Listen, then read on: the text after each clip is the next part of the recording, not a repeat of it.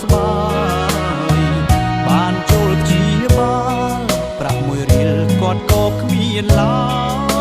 យថាថ្នាំពេទ្យអើយមិនផបានលក់មេក្លៀកម៉ែដេកក្នុងខ្ទមយូរខែយូរថ្ងៃកូនប្រុសកូនស្រីមិនឃើញអ្នកណាទៅទ្រាំព្រោះម៉ែគាត់ក្រគេក៏គាត់ឈ្មោះរួញយំលក់ក្របីមេខ្ញុំស៊ូយំព្រុងគុំមិនได้ថ្លៃបានកូនក្របី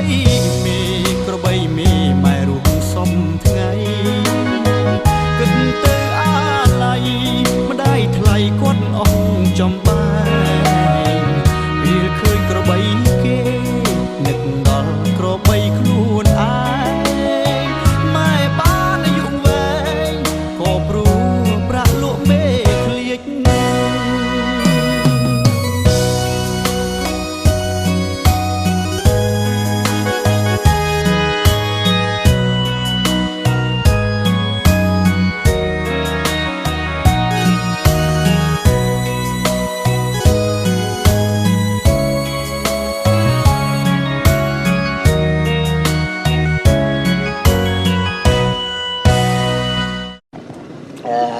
បង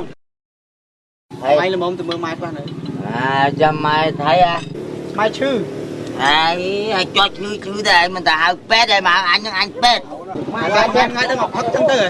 អញកុំលុយមកអញមើលវាតាំងពីទូចឥឡូវមិនចង់ឲ្យទៅមើលម៉ែទៀតបានហើយ